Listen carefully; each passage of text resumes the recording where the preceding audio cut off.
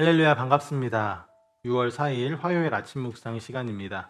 오늘도 주의 말씀 앞에 나오신 우리 함께하는 교회 성도 여러분들을 환영하고 축복합니다. 오늘 함께 보실 말씀은 사도행전 15장 36절부터 16장 15절까지의 말씀입니다. 말씀이 좀 길기 때문에 함께 눈으로 또 귀로 또 입으로 집중하여 말씀을 한 절씩 보도록 하겠습니다. 며칠 뒤에 바울이 바나바에게 말하였다. 우리가 주님의 말씀을 전파한 여러 도시로 신도들을 다시 찾아가서 그들이 어떻게 지내고 있는지를 살펴봅시다. 그런데 바나바는 마가라는 요한도 데리고 가려고 하였다. 그러나 바울은 밤빌리아에서 자기들을 버리고 함께 일하러 가지 않은 그 사람을 데리고 가는 것을 좋게 여기지 않았다. 그래서 그들은 심하게 다툰 끝에 서로 갈라서고 말았다. 바나바는 마가를 데리고 배를 타고 키프로스로 떠났다. 그러나 바울은 신라를 택하고 신도들로부터 주님의 은혜가 함께하기를 바라는 인사를 받고서 길을 떠났다. 그래서 시리아와 길리기아를 돌아다니며 모든 교회를 튼튼하게 하였다. 바울은 더베와 루스드라에도 갔다. 거기에는 디모데라는 제자가 있었는데 그의 어머니는 신앙이 돈독한 유대 여자이고 아버지는 그리스 사람이었다. 디모데는 루스드라와 이고니온에 있는 신도들에게 호평받는 사람이었다. 바울은 디모데가 자기와 함께 가기를 바랐다. 그래서 바울은 그 지방에 사는 유대 사람들을 생각해서 디모데를 데려다가 할례를 행하였다. 그것은 디모데의 아버지가 그리스 사람이라는 것을 그들이 모두 알고 있었기 때문이다. 바울 일행은 여러 도시를 두루 다니면서 예루살렘에 있는 사도들과 장로들이 정한 규정들을 사람들에게 전해주어서 지키게 하였다. 교회들은 그 믿음이 점점 더 튼튼해지고 그 수가 나날이 늘어갔다. 아시아에서 말씀을 전하는 것을 성령이 막으심으로 그들은 부르기아와 갈라디아 지방을 거쳐가서 무시아 가까이 이르러서 비두니아로 들어가려고 했으나 예수의 영이 그것을 허락하지 않으셨다. 그래서 그들은 무시아를 지나서 드로아에 이르렀다. 여기서 밤에 바울에게 환상이 나타났는데 마케도니아 사람 하나가 바울 앞에 서서 마케도니아로 건너와서 우리를 도와주십시오 하고 간청하였다. 그 환상을 바울이 본 뒤에 우리는 곧 마케도니아로 건너가려고 하였다. 우리는 마케도니아 사람들에게 복음을 전하기 위하여 하나님께서 우리를 부르신 것이라고 확신하였기 때문이다. 우리는 드로아에서 배로 떠나서 사모드라게로 직행하여 이튿날 네아폴리로 갔고 거기서 빌립보에 이르렀다. 빌립보는 마케도니아 지방에서 으뜸 가는 도시요 로마 식민지였다. 우리는 이 도시에서 며칠 동안 묵었는데 안식일에 성문 밖 강가로 나가서 유대 사람이 기도하는 처소가 있음직한 곳을 찾아갔다. 우리는 거기에 앉아서 모여든 여자들에게 말하였다.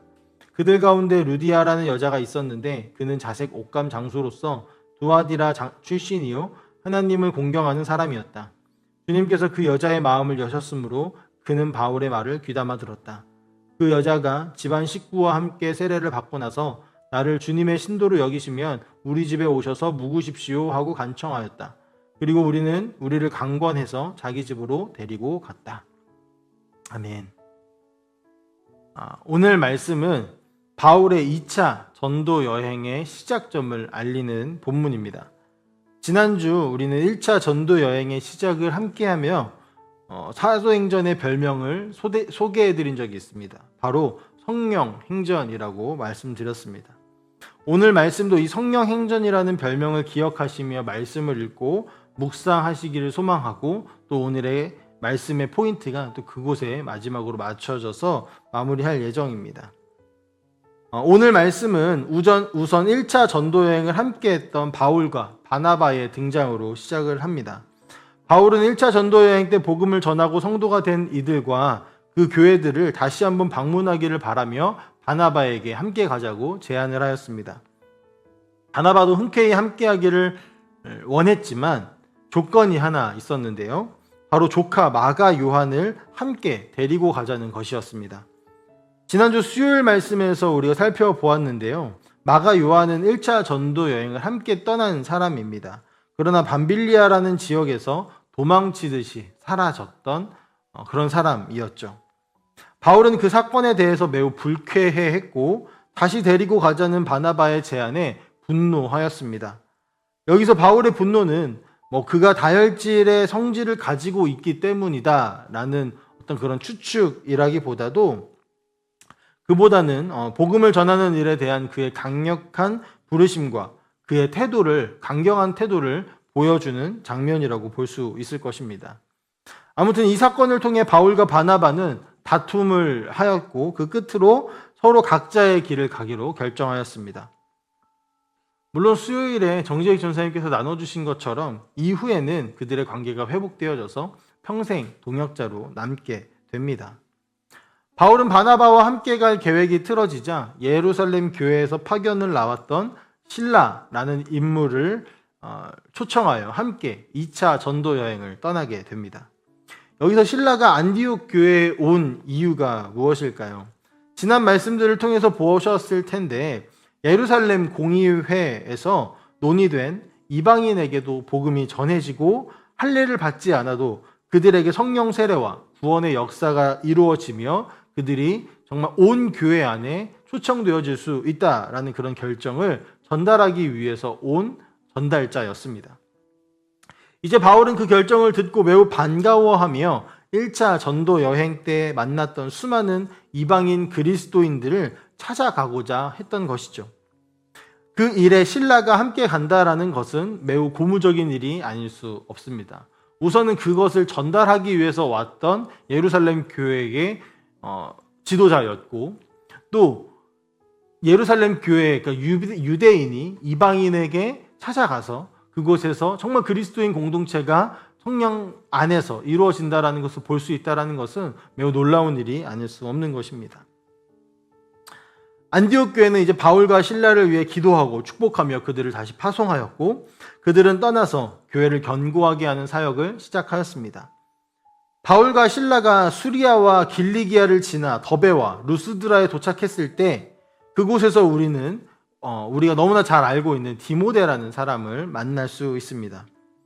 디모데는 유대인 어머니와 그리스인 아버지 사이에서 태어난 사람입니다. 디모데는 루스드라와 이고디온에 있는 형제들에게 칭찬을 받는 사람이라고 소개되어 있는데요. 이 지역은 바울이 1차 전도 여행을 지나가며 복음을 전하고 교회가 세워진 곳입니다. 그곳에 있는 형제들은 바울의 전도로 인해 생겨난 고유의 공동체를 말하는 것이죠. 바울은 그들의 칭찬을 받는 신실한 제자 디모데를 함께 데리고 전도 여행을 떠나고자 합니다. 그런데 떠나기 전에 무언가 한 가지를 하는데 그것은 무엇이죠? 디모데에게 할례를 행하는 것입니다. 바울이 왜 갑자기 디모데에게 할례를 행하였을까요? 할례라는 것은 율법적으로 굉장히 중요한 역할을 합니다. 그 할례 때문에 예루살렘에서는 모든 지도자들이 모여서 회의를 열었고 치열한 논의 끝에 이방인에게도 할례 없이 복음이 전해질 수 있다, 세례를 줄 수 있다라는 것까지 올 정도로 할례라는 것은 매우 중요한 이슈였습니다. 그런데 바울이 이제 그 공의회의 결정도 있고 또 바울은 이방인의 사도임에도 불구하고 왜 디모데에게 할례를 행한 것일까요? 디모데는 아버지가 헬라인, 그러니까 그리스인이었고 그가 사는 지역이 이방 지역이었기 때문에 지금까지 굳이 할례를 행하지 않아도 받지 않아도 어려움 없이 살아갈 수 있었습니다. 게다가 이제 할례를 행하지 않아도 그리스도인이 되는 것에 교회 공동체에 들어올 수 있는 것에 어떤 제약도 없다라고 회의 안에서 땅땅땅 이렇게 했죠. 그럼에도 바울이 굳이 할례를 행한 이유는 바로 복음을 전하기 위해서였습니다. 바울의 전도 여행에서 복음을 전하는 핵심 포인트 중 하나가 바로 이 회당입니다. 회당. 그곳은 유대인들이 어디서든 하나님의 말씀을 나누고 함께 듣기 위하여서 만든 곳이죠. 즉 유대인들이 많이 모여 있는 곳이고 그렇기 때문에 유대인들이 그곳에서 말씀을 전하게 되어집니다. 이방인들도 회당에 들어갈 수는 있지만 유대인이 아니면 그곳에서 하나님의 말씀을 전하기는 쉽지 않은 상황입니다. 디모데가 예수님을 믿는 일에 굳이 할례를 받을 필요는 없지만 복음을 전하는 일을 위해서는 기꺼이 할례를 받게 된 것입니다. 바울은 디모데의 경우 외에도 많은 부분 자신의 권리를 버리기도 하고 때로는 자신이 가진 권리를 적극적으로 사용하기도 합니다. 이유는 무엇이죠? 당연하게도 복음을 전하기 위함입니다. 그래서 바울은 고린도전서에서 이렇게 고백을 합니다. 고린도전서 9장 19절과 22, 23절 말씀인데요. 제가 읽어드리겠습니다. 나는 어느 누구에게도 얽매이지 않은 자유로운 몸이지만 많은 사람을 얻으려고 스스로 모든 사람의 종이 되었습니다. 믿음이 약한 사람들에게는 약한 사람들을 얻으려고 약한 사람이 되었습니다. 나는 모든 종류의 사람에게 모든 것이 다 되었습니다. 그것은 내가 어떻게 해서든지 그들 가운데서 몇 사람이라도 구원하려는 것입니다. 나는 복음을 위하여 이 모든 일을 하고 있습니다. 그것은 내가 복음의 복에 동참하기 위함입니다. 아멘. 바울의 관심이 무엇입니까? 한 사람이라도 복음을 듣고 주께로 돌아오는 것에 있었습니다. 그리고 그의 관심은 예수 그리스도의 최대의 관심과 다르지 않죠. 우리의 관심이 어디에 있는지 이 말씀을 통해서 좀 돌아봤으면 좋겠습니다. 우리가 무엇을 정말로 가장 바라고 있는지를 생각해 보았으면 좋겠습니다.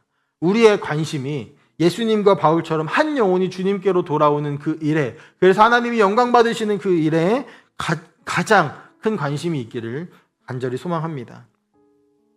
이어서 바울과 실라 그리고 디모데는 계속해서 복음을 전하기 위하여서 길을 가고 있는데 그들의 길이 막혀버립니다.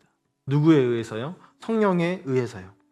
아시아에서 복음을 전하고자 그들은 계획을 했습니다. 그러나 그 길이 막혀졌습니다. 전도 여행을 떠나는데 아무런 계획도 없이 무작정 길을 떠나지는 않았겠죠.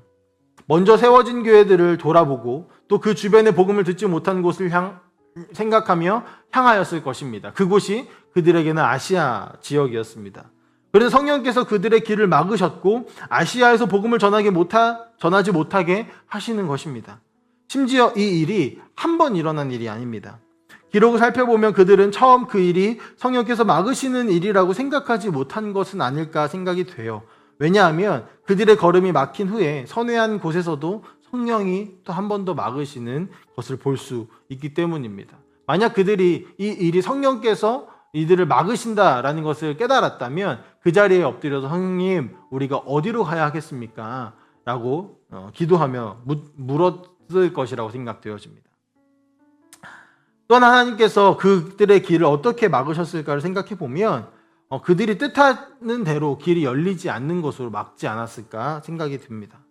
무언가 명확한 반대에 처했다면 그들이 기도하며 하나님의 뜻을 구했을 것인데 처음엔 그렇지 않았다라는 것을 보면 그냥 그들이 가려고 하는 그 길이 어떤 문제 때문에 혹은 여러 가지 상황으로 틀어지고 막혀져 버리는 그런 일들이 있었고 그래서 그들은 그곳에서 할 수 있는 자신의 최선의 계획대로 그 길을 옮긴 것은 아닐까 생각해 볼 수 있습니다. 결국 성령께서 드로아에 있는 이 바울과 그 무리들에게 찾아오셨습니다. 마케도니아 사람이 도움을 청하는 꿈으로 찾아오신 것입니다. 바울은 이 일이 성령께서 이끄시는 이름을 깨닫게 되었고 바로 모든 계획을 수정하여 성령이 이끄시는 곳으로 향합니다. 성령의 인도하심을 따라간 그들의 걸음 끝에 루디아라는 여인이 복음을 듣게 되었고 예수를 믿으며 그녀와 그 집이 모두 세례를 받는 일로 오늘의 말씀이 끝이 납니다. 오늘 말씀의 여러 사건들을 보면서 우리는 복음을 향한 바울의 열정을 먼저 볼 수 있었습니다.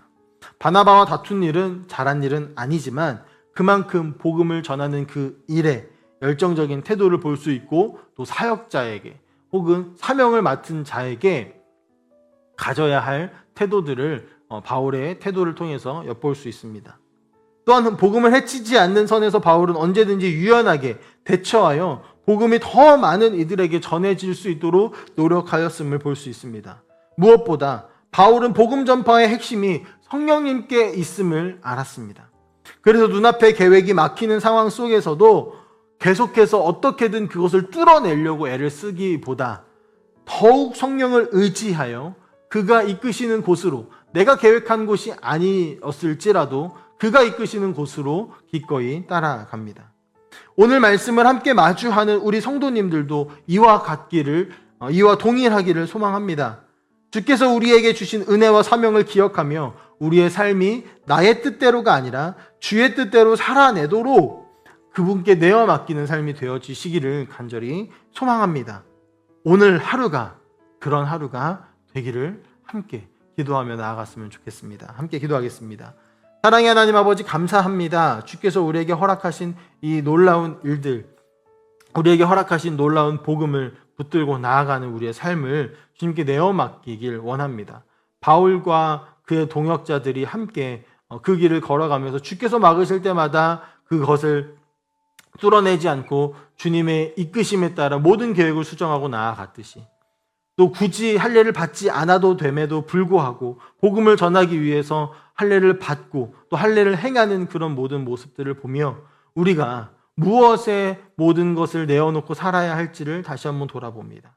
주님께서 우리에게 허락하신 그 복음의 빚진 자로 살아감으로써 아버지 하나님, 우리가 가는 곳곳마다 주의 복음이 우리의 삶을 통하여서, 우리의 말을 통하여서 흘러갈 수 있도록 인도하여 주시옵소서. 우리 교회를 그렇게 사용하실 것을 믿사오며 살아계신 예수님의 이름으로 기도합니다. 아멘.